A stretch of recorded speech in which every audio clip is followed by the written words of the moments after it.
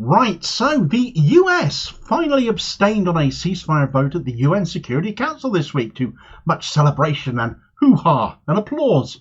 This has, of course, been all over the news and kind of failed to have seen something about it. It's been hailed as a much-needed triumph, despite little sign of actually enforcing it, so that actually means something.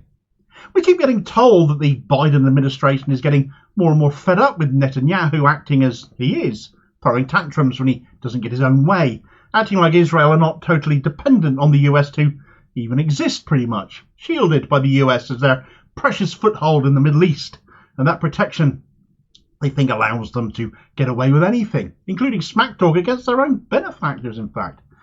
But that ceasefire vote, though, just voted in the bare minimum, demanded aid gets in, demanded a ceasefire during the Muslim holy month of Ramadan and the release of all hostages. This was everything the US wanted. So why did they abstain in which case? Well, perhaps more recent events tell us exactly why. Right, so somebody please tell Genocide Joe how a ceasefire works, please, because continuing to send more weapons to Israel after a ceasefire vote literally passes at the UN Security Council isn't it. But then that's precisely why I think the US ended up actually abstaining on that vote. Because without that being enforced, and there's no sign of anything proactive along those lines from the UN right now, disappointingly, the US can continue arming Israel without being labelled hypocrites over such matters.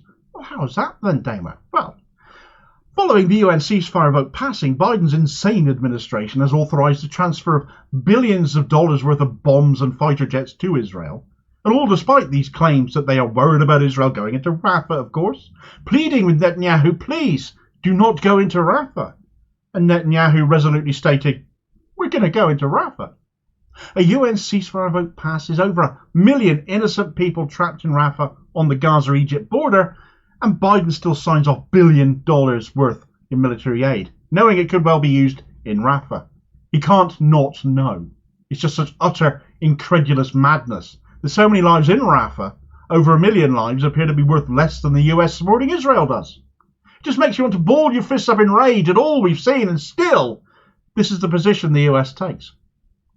Some of the arms being provided, you might be interested to know, include some 1,800 of the 2,000-pound bombs that we've already seen Israel use in civilian areas, the same sort that were linked to mass casualty events, such as the one Israel claimed to have accidentally dropped on the Jabalia refugee camp outside of Gaza City.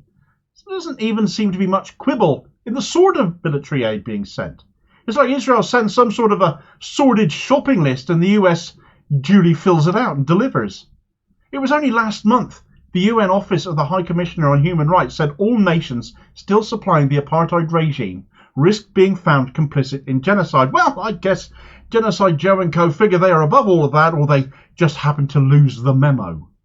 Fundamentally, all the stories you hear about Biden being fed up with Netanyahu or unhappy with him, or there are rifts, or however various media publications seek to present this, actually none of that matters, and frankly, with the arms sales carrying on, none of it's actually that believable. As long as the US and that same Biden administration keep on supplying the means of death and destruction in Gaza, the words are meaningless. They are just words. Perhaps there's another excuse, though. At the moment, all of the legalese surrounding arms supplies to Israel concern Gaza, but of course, Israel are warring on 3 fronts right now. So perhaps the Biden administration is saying, no, these bombs are not to be used in Gaza because that would be awful, that would be terrible, that would very much be going against our legal advice and very much against that ceasefire vote.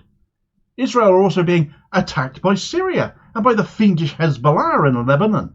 So these are for Israel to defend themselves because they have that right to self-defense, and if Hamas attack again as well, Israel has its right to still defend itself against them too. Gaza being occupied territory and Israel having no legal basis to defend itself against people it already occupies and abuses, of course, something that has been skirted over far too much by the media as they seemingly fall over themselves to excuse Biden's actions now. It's all a nice story, I'm sure you can agree, but we know these arms will get used in Gaza, as well as Lebanon and in Syria, provoking those nations into attacking Israel so that Israel's able to play that victim card again and secure more munitions which might get used in Gaza. All this I surmised in a video from yesterday. But when the US is still arming Israel regardless, Why do they need to do that, except in a lame attempt perhaps to win back some public support and affection? Well, there's fat chance of that. That ship has well and truly sailed. It does feel more and more that the supposed rift between Biden and Netanyahu is something more of media manufacture than anything built in reality to try and help Biden save some face as he heads into an election. It doesn't matter that Netanyahu likes Trump more if Genocide Joe is seen as more so by the electorate after all. It makes you wonder if that abstention on that weak ceasefire resolution wasn't for exactly the same reasoning too. There's absolutely zero let-up in the arming of Israel by the US. Those media headlines and the ceasefire vote itself was to get people to just shut up about Gaza, really, wasn't it? Oh, we get a ceasefire vote voted through, as if that magically means a ceasefire instantly happens, because it doesn't work that way.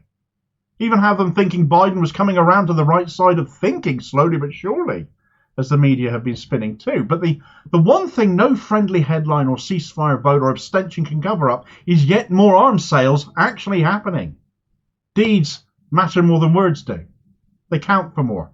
Deeds don't lie.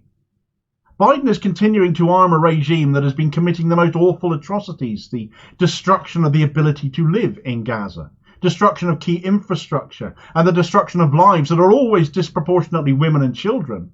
And we've all seen the harrowing footage of this genocide playing out in real time on our phones. As my good friend Rachel Swindon has said in her blog piece today on this very matter, whoever thought the evolution of a pocket-sized telephone would end up being the missing link between a genocide of an unfathomable scale and any semblance of justice for the Palestinian people and humanity as a whole? The unimaginable horror of a live-streamed genocide hysterically celebrated by its perpetrators and Israel's supporters is the very definition of collective evil. Biden is funding collective evil.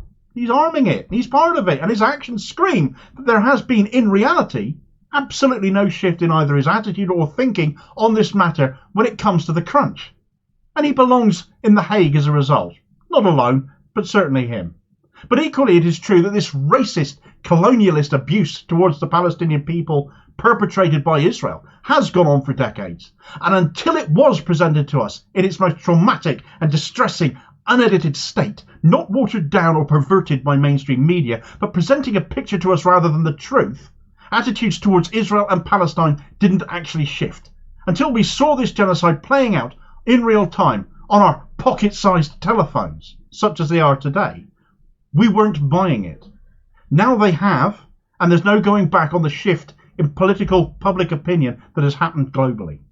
Politicians lie, the media lies, but our own eyes, looking at our own telephone screens, don't. Biden is making the US the biggest pariah state on the planet. It's not Israel, the US. Because for all the criticism and atrocity you can lay at Israel and Netanyahu's feet justifiably, and that of his rancid government, they couldn't do any of this without the US, without this Biden administration helping them. And for all of Biden's alleged feelings and issues and hand-wringing over what Netanyahu is doing, he won't stop arming Israel, because he hasn't stopped even with that ceasefire vote passing. And ultimately that's what counts. Deeds outweigh the words. Let's not also forget that when it came to that ceasefire, the US abstention only came after their own attempt to get their own version of a ceasefire, which was a complete non-ceasefire, passed. It was even less of a ceasefire. It wasn't a ceasefire at all. But the details of that, another Biden con, you can get the details of that on this video recommendation here. I'll hope to catch you on the next vid. Cheers, folks.